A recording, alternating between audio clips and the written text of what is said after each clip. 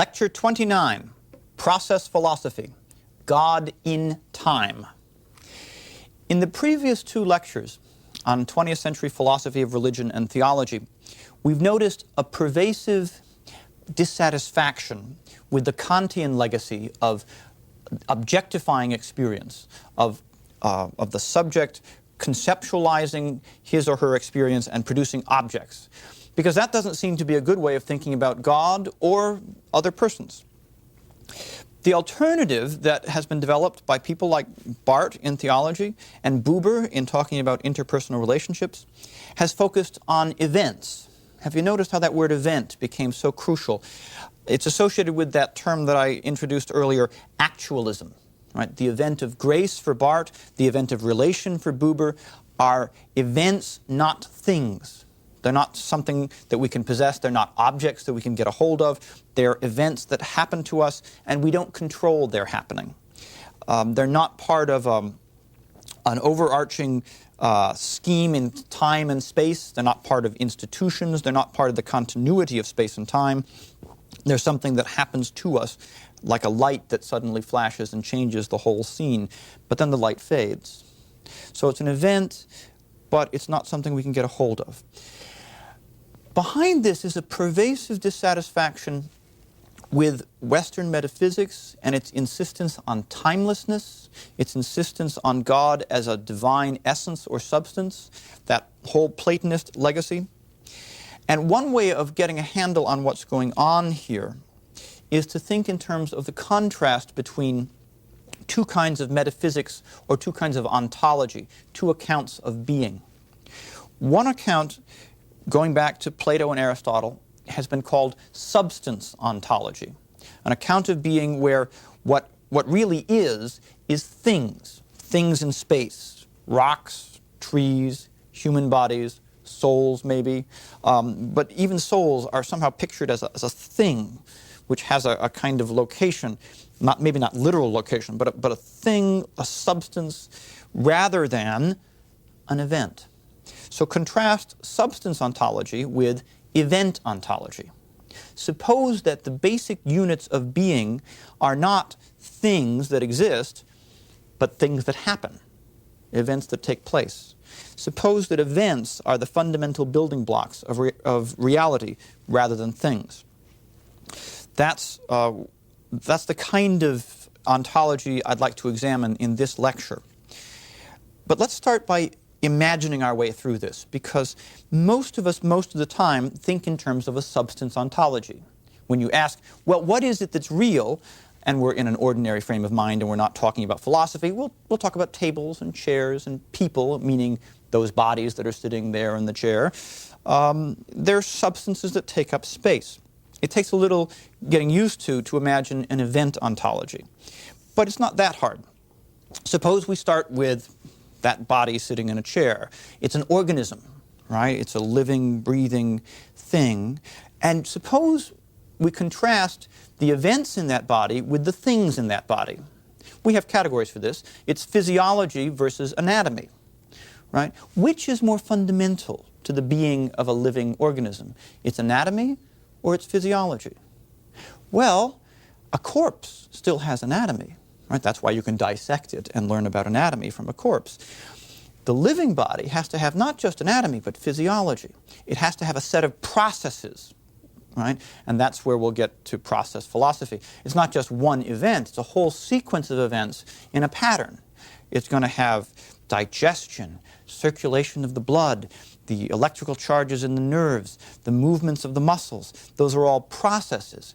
Suppose that we identify the life of that body with those processes, and the things in the body, the organs of the body, are composed of processes, so that the events, the processes, the things that happen in time are the fundamental elements which make possible the things that exist in space. The substances, like livers and hearts and bones, are constituted by processes like circulation and digestion and growth. Well, suppose you say, well, but look, beneath these physiological processes there are more substances, more things, right? Ultimately it comes down to atoms and molecules, and those are things, aren't they? Well, in modern physics, that's not so clear. And in fact, the man who basically invented process philosophy is someone who knows a great deal about the mathematical physics of modern quantum mechanics. His name is Whitehead. And if you look at the mathematics of modern physics, or experimental physics for that matter, it doesn't look quite so clear that the world is made up of little things. Right? In Newtonian physics, atoms, or corpuscles they were called, are like little billiard balls. They bounce into each other and so on. But in modern physics, it's not quite so clear that things look like that. If you think of a cloud chamber, which is how you trace the properties of a subatomic particle in modern physics, it looks a little bit like billiard balls, right? One subatomic particle comes from one direction at high speed, another subatomic particle comes from another direction, they collide, and they break out into 3 or 4 or 5 different particles and go off in different directions at different speeds. And by examining how that goes, you learn about the properties of subatomic particles. But does that tell you what these things are? Well, what are you looking at? Right? Are you looking at things? Aren't you, in fact, looking at processes? Right? Aren't you, in fact, defining the thing in terms of the processes, the collisions, the interactions in which it takes part? Right?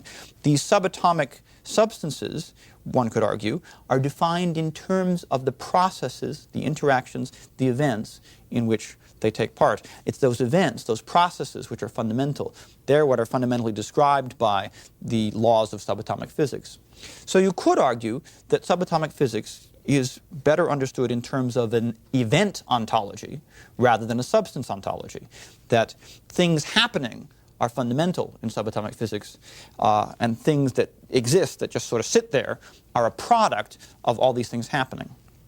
Our bodies are made up of all these interactions between subatomic particles, immense, complicated, hugely complex set of interactions which ultimately produce our physiology, which ultimately produce our anatomy, which ultimately produce the substance we call our body.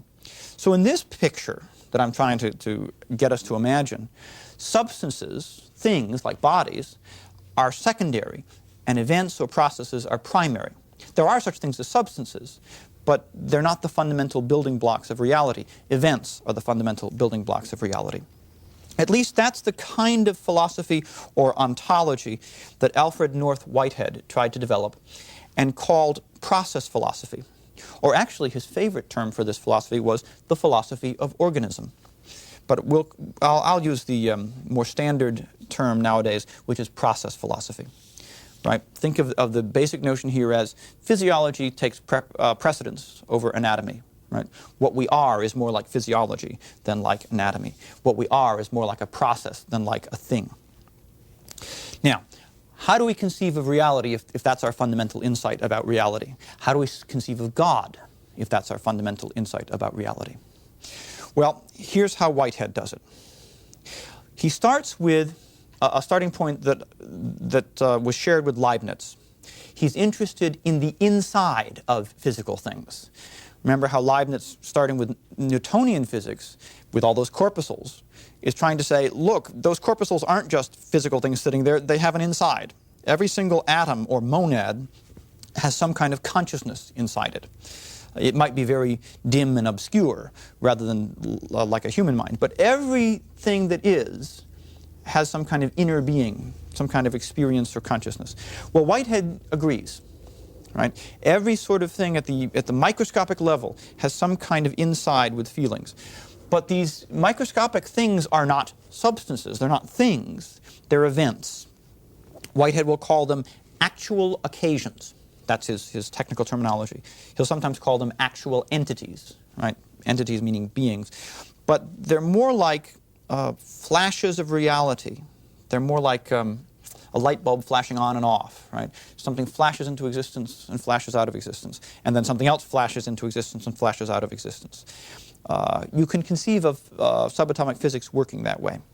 And then for Whitehead, enduring objects, that's his technical term for substances, enduring objects are composed of societies of actual occasions, right? I, or rather my body, let's say, am a serially ordered serially ordered society of actual occasions, these events that flash into being and flash out of being, or actually a whole bunch of these events organized in this complicated way that we call physiology. Now this is getting abstract. Let me see if I can tie this down to something that's easier to imagine and understand. And I'm going to tie it down to a comparison with William James and his psychology. William James is an American psychologist and philosopher working mostly in the late 19th century. He's the guy who invented the phrase, the stream of consciousness. Right? Now, so I'm going to compare what what Whitehead says about actual occasions with what James says about thoughts in the stream of consciousness. James observed that the human mind is not like a box with thoughts inside it. Thoughts are not like substances, things inside our mind. They're not like pebbles inside a box. They're more like flashes, right? They're more like something lighting up and fading. So James will talk about a stream of consciousness in which there's this one thought giving way to another, right? Not an idea, as in Locke. If we go back to Locke, where we have this dark inner room, and the ideas are kind of sitting there in the dark inner room. No, our thoughts don't sit there. Right? There's a stream of consciousness, and a thought lights up and then fades away. And here's the key point. Each later thought is aware of some of its predecessors. Right? Each thought is a moment of awareness which is itself aware of previous thoughts. That's why the stream of consciousness is a stream. Right? It's a continuous stream of thoughts in which there's a continuity between past and present. It's a process. So, suppose the universe is like that, where every actual occasion has some level of awareness of what went before. This level of awareness will, of course, be more intense in us as living minds than it will be in subatomic particles. But Whitehead is proposing that the whole universe is linked by this business of awareness, of what he calls a prehension. Prehension as in prehensile tail, right? It means a grasp. Every actual occasion is this flash of awareness which grasps other actual occasions. And that's how the universe is linked together. That's how the universe coheres. So somehow what you see in that cloud chamber when those particles interact with each other, from the inside, it's something like a form of awareness, of grasping in consciousness. Something like that. Now, this is all highly speculative, all highly abstract. But this will lead to a new concept of God, and then we're going to look at that new concept of God quite apart from Whitehead's abstract process philosophy. What is God like if the universe is like this? Well, the way it works for Whitehead is to think of God as someone who knows all about previous events, right? Actual occasions in the physical world only know a little bit about the surrounding area. They don't have a full grasp of the whole of world history, for instance. None of us do. But God does. Right? God is someone who knows all about everything that's ever happened. Right? That's fairly traditional. But God is also affected by everything that ever happened in the world. This is the new point. God has what Whitehead will call a physical feeling of the world. That means that everything that happens in the physical world, all those actual occasions, become part of the content of God's thinking and feeling. Right? And indeed, feeling becomes fundamental for Whitehead. Thought is based on feeling. God has a physical feeling of every event that's ever happened. He gathers that into himself in knowledge and feeling and sympathy and response. And that relation to the world, that feeling of the world, is what Whitehead calls God's consequent nature. That's the nature of God as following from, consequent upon, everything that happens in the world. So the world feeds into God. The world's events help make the content of God's knowledge and God's love. The world has an effect on God. All right? This is Whitehead's fundamental departure from the Platonist tradition. Right? Remember that in the Platonist tradition, in the tradition of classical theism, in the tradition of Christian Platonism, God is there prior to the world. God affects the world with his shining sun, but nothing in the world affects God. And we'll get back to that point. But the crucial thing to notice at this point is, in many ways, God is dependent on the world, right? The content of events in the world help make God who he is. They constitute God's consequent nature. Now, God also has a primordial nature, right? The consequent nature follows upon, is consequent upon events in the world. The primordial nature of God is what is there always and everywhere, in a Platonic sort of sense. The primordial nature of God is something like God as the divine mind, right? That's the Platonist side of God, which Whitehead retains. The primordial nature of God consists in conceptual feelings rather than physical feelings. Their conceptual feelings are about eternal objects, Whitehead calls them, which are roughly analogous to Platonic forms. Right? Eternal objects are all the possibilities of form and being in this world. All sorts of predicates, qualities, white, great, hot, all those are sort of eternal possibilities in God's mind. So God has a conceptual feeling, a conceptual awareness of those eternal possibilities of being in this world. This is his primordial nature. It's always there. The world can always draw upon it. For what actually happens in Whitehead is that these conceptual feelings of God, or these eternal objects, enter into actual occasions. Right? Actual occasions sort of become shaped, formed by feelings of whiteness, hotness, right? Which are eternal possibilities in God's mind, which enter into or ingress into actual occasions. So actual occasions in the world, all these events that happen in the physical world, draw upon this kind of Platonic mind, this Platonic world of forms, of possible existences, eternal possible existences, qualities, hot, white, wise, great. And these enter into the world and become not just possibilities now, but actualities, actual events, things that are actually white or hot or great or wise. And that becomes part of the warp and woof of the world, all these events and processes, and God then takes that back up, knowing it, being aware of it, into his consequent nature. So God becomes the origin of all these things, the store of possible ways of being in the world, and then becomes the end of these things in the sense of the lure of feeling. Whitehead will call God. God is the lure of feeling, the thing which gathers up all these things in the world, the thing toward which we're headed in a certain sense. Okay. Crucial point then. For Whitehead, God has this dual nature, a consequent nature which follows from the world, a primordial nature which is the ground of the world's possibilities. Now, the primordial nature is Platonist. The consequent nature is really the new thing that Whitehead is introducing to philosophy of religion.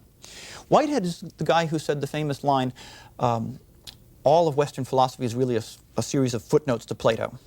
Whitehead puts himself in the Platonist tradition. He regards himself as part of that tradition, but he's also doing something new within it. Now, along comes the second figure that we need to look at in this lecture, Charles Hartshorne, a student of Whitehead's. Hartshorne is an American, studies with Whitehead. He also is a process philosopher. He specializes in philosophy of religion, unlike Whitehead, who is doing all sorts of stuff. Hartshorne is specifically a philosopher of religion, and he's interested in developing a philosophy or theology about the being of God that provides an alternative to classical theism, the kind of classical theism that we discussed in Lecture 13 with Thomas Aquinas and Augustine, that classic medieval synthesis in which God is both an eternal Platonic principle and the Redeemer, the Father, Son, and the Holy Spirit of Christian faith. Now, the big criticism that the big criticism that Hartshorne has of classical theism is that according to a classical theist like Thomas Aquinas, God is not really related to us. And I want to explain what that term means. But the basic idea is that the world doesn't really affect God. Right? In contrast to Whitehead's notion, where the consequent nature of God is dependent on what happens in the world, in classical theism, God is not at all dependent on the world. And that's roughly what it means to say God is not really related to us. Nothing in his relationship to us changes God or changes his essence. Fundamentally, he's not dependent on the world. That's the crucial thing that classical theism wanted to insist when classical theism gave us the notion of God's transcendence. Now, according to Hartshorne, God is really related to us because of this consequent nature, as Whitehead put it. The way Hartshorne argues about it is, it says, look, God has knowledge of the world, and the world changes. And therefore, if God's knowledge of the world is to be adequate and faithful to what's going on in the world, to be truthful to what goes on in the world, God's knowledge, too, has to change with the changing of the world. The content of the world has to be reflected in the content of God's knowledge, and God's knowledge is more perfect if it changes with the world, rather than less perfect. Likewise, God's love is not merely an immutable and impassible benevolence towards us, but it's a sympathetic sorrowing in response to the sorrows of the world, and a sympathetic rejoicing in response to the joys of the world. So God's love and knowledge both responds to the world, is shaped by or given content by what happens in the world. God doesn't sort of stand outside the world and create the whole ball of wax from beginning to end, as in classical theism. God is there with the world, being affected by the world. His knowledge is a reflection of what happens in the world. His love is a sympathetic response to the joys and sorrows of the world. God is a sympathetic character in Hartshorne. He's not off, sort of outside the world. This fact that God changes, right? He's in time. The fact that he changes appropriately in response to the world's changes makes him, in Hartshorne's view, more perfect, not less. There's a classic argument in classical theism that God can't change because if he changed, he'd have to either change for the better or for the worse. Right? Well, if he changed for the better, that means he isn't perfect. If he changed for the worse, well, that means he would be less perfect. So if he's really perfect, he can't change at all. He can't change for the better or for the worse. That's the argument of classical theism. Hartshorne says, no. It's part of the perfection of God that he changes in response to the world. If he didn't change, he would be less perfect. He wouldn't grow. Right? And growth is a form of perfection. Right? God is as perfect as he can be at the present. Right? He's perfectly in tune with what's happening in the world. But he's going to get more perfect because just as the world changes, God will change. Right? He will know more and more as he goes because the world grows and gets to be more and more as it goes. So for Hartshorne, perfection is growth. Right? At any one time, you may be perfectly grown. God is perfectly grown. He's as much God as he needs to be at any one time. He's perfectly God, and yet there's more to go. He's got a future. Right? He himself doesn't know what's going to happen in the future because the future is open. What will happen in the world is up to not just God, but to us, our free actions. Right? Whitehead has that modern notion of incompatibilism, where our free actions aren't really free if God makes them happen. Right? So our free actions are something that God doesn't control, God doesn't decide about. They're up to us. So God has to respond to them. He has to wait to see what happens. Right? The future is open even for God because he's watching and waiting and seeing what's going to happen in the world, ready to respond to it in terms of an appropriate knowledge and appropriate love. He'll suffer with us when we suffer. He will rejoice with us when we rejoice. But how we will suffer and how we will rejoice is partly up to us and our decisions. So the world is an open future to which God is really related, because he really does change with the world. His knowledge changes with the world. His love changes with the world. His sorrowing changes when we sorrow, and it changes to joy when we turn to joy. The future is not predetermined. God hasn't already decided about it, not like a novelist who's already written the end of the story. It's a future which God himself has to await. So, you can see that there's a lot that's attractive about this view. Right? God who sympathizes with us, God who changes, God who grows. Many people want that conception of God. So let's look at the strengths of this view of God and also look at some of the criticisms that have been made from a more classic or orthodox viewpoint. First of all, process philosophy provides an alternative ontology. as we mentioned at the beginning. It provides an alternative to the metaphysics of timeless, eternal essences that you get from Platonism. We've already seen that postmodernists are very dissatisfied with that metaphysics that goes back to Plato. Well, what Whitehead does, and Hartshorne, is proposes an alternative metaphysics. Whitehead and Hartshorne don't reject metaphysics altogether. They're not trying to escape from the Western tradition of metaphysics. Whitehead himself thinks of his own work as one more footnote to Plato. He retains a great deal of Plato's thinking in this notion of the primordial nature of God, but he's also doing something new. Right? He's adding a new footnote to Plato. He's adding a revision to part of the tradition of Western metaphysics, but it's still metaphysics. So if you don't quite like that sort of static metaphysics of eternal being in Platonism, but you still want a metaphysics of some kind or another, then you want to turn to process philosophy, perhaps, rather than to, say, postmodern deconstructionism, which tends to undermine the whole project of metaphysics altogether. Process philosophy is a project of metaphysics. It's just a project of metaphysics which lays more emphasis on time, events, change, than on eternal being. God's being is eternal in his primordial nature, but in his consequent nature, God's being is temporal, changing. God has an existence in time as part of our world, dependent on our world. But you can see, I think, from our brief look at Hartshorne, that you can accept this notion of God as really related to the world without having to buy into the whole event ontology of Whitehead. I wanted to give you a good taste of that event ontology because it's rather important in 20th century philosophy. But even if you don't buy the event ontology, you still might find it attractive to think of God in terms of this primordial nature and this consequent nature, right? God being affected by the world. Not that God's being is created by the world, because his primordial nature will always be the same, no matter what happens in the world, but his consequent nature, his knowledge and love, will be affected by the world. He's really related to the world. Much of what happens in God is dependent on what happens in the world, and that means our sorrows really affect him, our joys really affect him, and that's a profoundly attractive notion of God for many people today. They want a God who can sympathize with us, who feels our sorrows. So in many respects, process philosophy endorses many ordinary people's concept of God. Right? God's a sympathetic person. He sympathizes with us. He feels with us. He's not just this unchanging essence which sort of will look at us and, say, in the Augustinian view, God's compassion is not that he feels with us, because God doesn't have feelings or passions, but God's compassion is that he does something about our suffering.